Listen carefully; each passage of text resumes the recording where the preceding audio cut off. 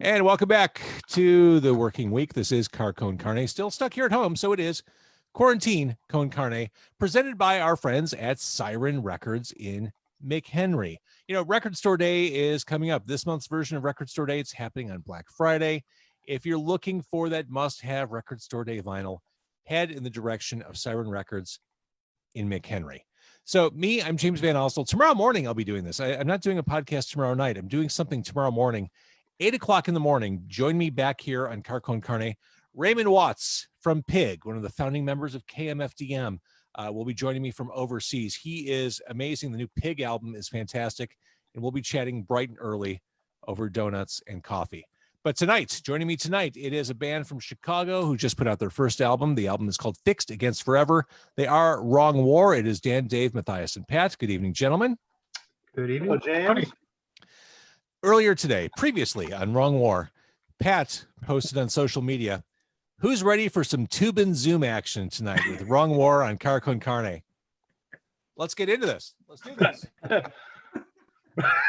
What, you're not serious? Let's just finish this beer. Right. You call yourself punk rock. Man, I just put away the tubes. So, Wrong War. Here we are, life under Zoom. You guys started really kicking into high gear during the pandemic. Like you're basically like a year old, but you really started accelerating the band during all this nonsense, during this dumpster fire year. Tricky time to really rev up as a new band, but you did it. Yeah, you want to field that one, Pat? No, you. I think really Pat started to put this thing together, a year and a half ago? Yeah, probably right. Yeah, Pat started, he's known Dave for a long time. Pat and I met each other through some neighborhood parties, kind of hit it off by knowing, I kind of thought when I moved out to the suburbs, I was not going to be in a band anymore, but Pat kind of talked me to come back into it through some, being fans of some mutual bands. And then him and Dave have been friends forever. We actually did one show pre-pandemic, like a year ago from now. That's right. And then Matt joined after that, and we kind of refigured things out. So really, once the restrictions loosened up over the summer, we were able to get into a studio and record. So kind of worked out for us in that way. You got it in at the right time. Yeah, because I don't think it'd be happening now. Yeah, timing is everything. I'm impressed that you met through neighborhood parties. I don't know my neighbors at all. I just don't. Like, no one's friendly, no one's nice, no one seems interested in anyone else. Yeah. I like that you have that little community wherever you are. Pat's also the mayor of the town, so It sure feels like it, yeah.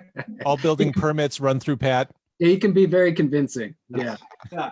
That's We've funny. gotten a couple practices in before everything went south, right? And then we took our 3 or 4 months off where we were just sort of strategizing and planning and not really practicing or writing anything until things kind of settled a little bit. We could find a way to practice relatively safely and then eventually get into the studio to record. But it was a challenge for sure. I mean, Yeah. awkward. And There was a short time where we were trying to figure out how to all record at home, and we were all, and that was going nowhere. and Matt, you were the last piece of the puzzle, right? You were these guys were kind of grooving, and then they locked you in. Tell me about that. Yeah, I mean, I told the story not too long ago, but I met Pat, like, I've lived out in this area about 8 years or so. The house we bought needed a ton of work, and I had hired Pat's company to put windows into the house, and we were going over we were going over, I don't know, grill patterns and sashes or whatever that terminology is in windows. And Pat saw my record cabinet, and then we started talking about people we both know in the Chicago area and old punk and old Discord releases, and then our kids have been in the same class I think since kindergarten maybe. Yeah. So we've just seen each other around, and we know we have similar interests. Pat had been playing a couple other bands, and then he kind of threw this out. And at first, I was like, I don't know. I mean, it's been a long time since I've done music. I think the last active band I had was in 2003, 2004, or something like that. So life's busy now, and I wasn't sure at first, but I bit, and I'm glad I did. 'Cause it's been a lot of fun. So. Well, the album again is Fixed Against Forever. It is short, fast, to the point. This is a political album whose songs aren't overtly political. You can, as a listener, you can interpret them however you want, but I listen to a song like Direct Function, and I hear politics or raging against politics throughout the album. I mean, I think lyrically that it's a personal album for me in terms of like the way relationships have changed over the last, I don't know, 10 to 15 years, really, and more, more to the point, the last 3.5, 4 years, and how you kind of have to like work that out, whether it be with entire groups of people or individuals, I think. So, I mean, it's got a political tinge to it because it's a personal for me, for sure.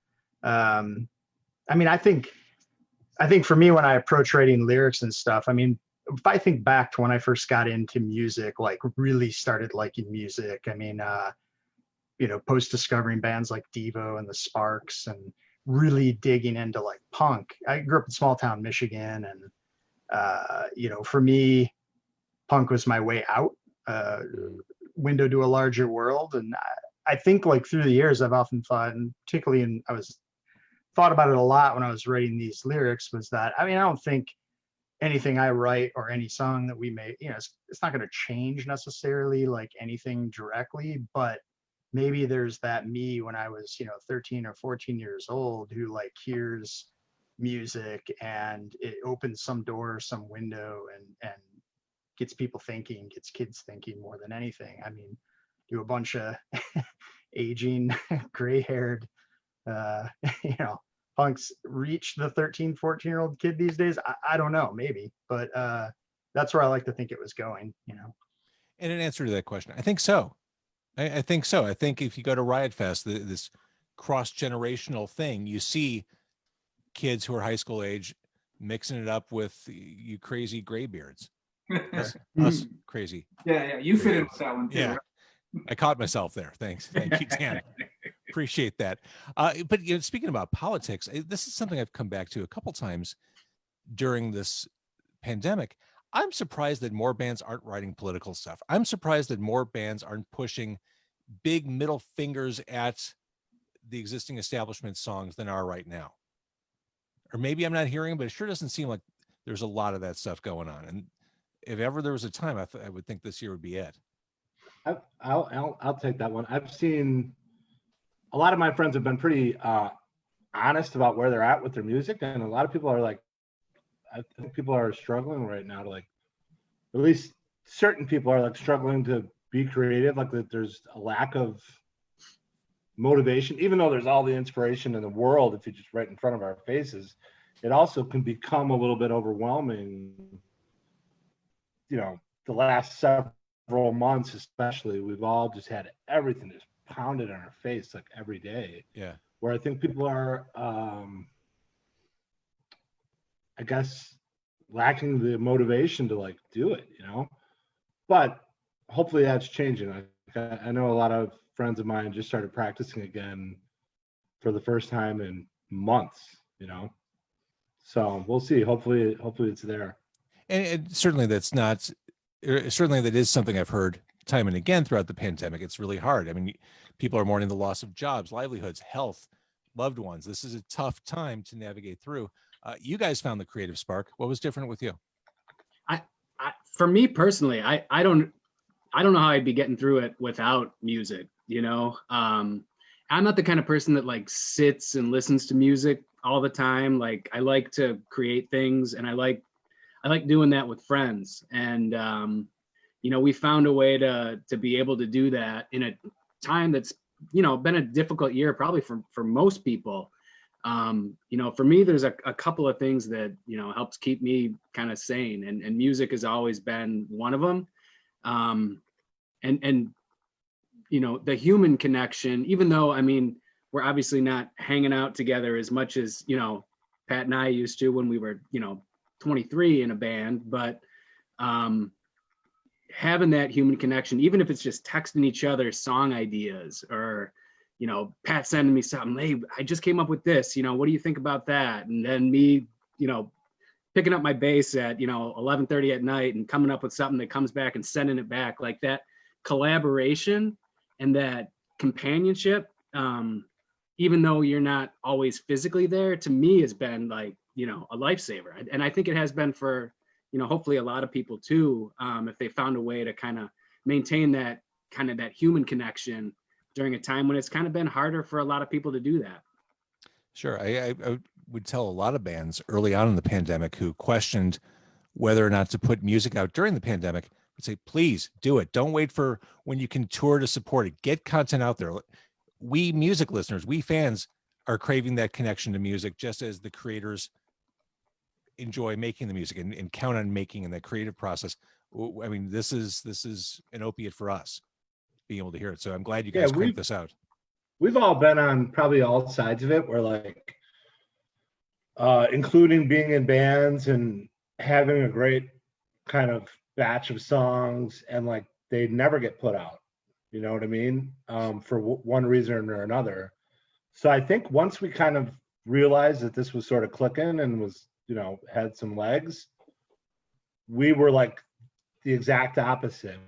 We were all in to make it happen fast and get it out to the world as soon as possible, to the point where even amongst the four of us, it was like, no way, there's not enough time. We'll never be able to get it done. And we were like, yeah, we set, you know, it was pretty obvious choice. We set election day as a deadline. And just figured like, we'll worry about everything else later. Let's just get it out digitally as quickly as possible. Yeah. I mean, I think originally our plan was to demo these songs, like to record them locally and just basically demo them for a recording session later you know, once we got into the thick of it, we were like, oh, you know, this is sounding good. We can finish this and do another batch of songs essentially next time around, hopefully. Yep. So looking ahead, this album just came out. Obviously, you figured out your footing. I mean, this is a very accomplished sounding album. You guys really, it clicked, and it sounds. Forget this whole demo concept. I mean, this sounds like a big honking punk rock record. You know what's kind of funny? Like Pat, Dan, and I were playing together as a three-piece for a while before, you know, we, you know, really had before Matt was even an option, or we knew that he was available or interested to play with us. And still under contract. Yeah. He was still under contract, right? You know, and part of the reasons we were kind of keeping it as a three-piece, I think, was because it made it really simple. It's just three people, three schedules. We can find, you know, 2 hours a week to get together and do it. And, you know, part of our kind of hesitation to adding a fourth person, I think, was just because of what we were dealing with and the complications that might bring. But I think, you know, once we made that decision, and that decision was made like the first time we, you know, Matt came and, you know, brought his ideas, it was obviously a no-brainer. I mean, like Pat and I have, you know, sang in bands before, but it was nothing like what Matt brought. That energy was something that, and that intensity was something that was lacking, and Matt brought that, and then some. And I think from there we really got excited about, okay, you know, maybe we got a little bit of window here. Let's do something with it. And that's kind of where it went. And And again, with Matt bringing up that it was going to be a demo originally, we went in and recorded with our friend Mike Manti in Brookfield in his house, and got to give him props, because like I think it sounded better than any of us thought it would. So then it just, we're like, oh, once you started mixing it, we're like, oh shit, well this. Yeah, I've recorded a lot of demos in my day, and we came out of there that after that first night of tracking or whatever, I was like, oh, this already sounds a million times better than any demo I've ever recorded. So Matt, focusing on you for a second, coming up in Detroit and leaving Detroit, that area, compare the scene that you came up into the scene you're in now? Well, I mean, I lived in Detroit through the mid '90s. Was involved in a couple of punk venues and a bunch of bands and a record label in Michigan back then. So I was pretty involved. So it was a very different time for me.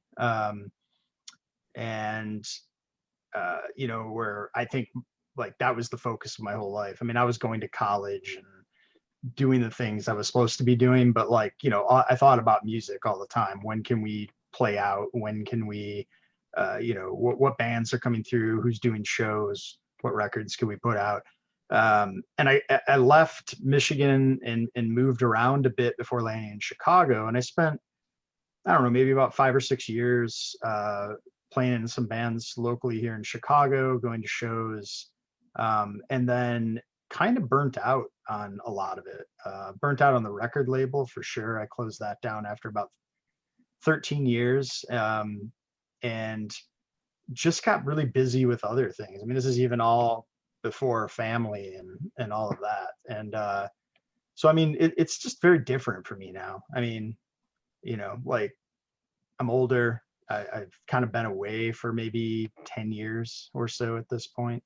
But if it wasn't for the pandemic, I don't know if I would be doing some of the things I'm doing right now. And that is, I've gone back and I've revisited, you know, the 25 plus releases I put out under my label back in the 90s. I've been digitizing them, getting them available in various streaming formats.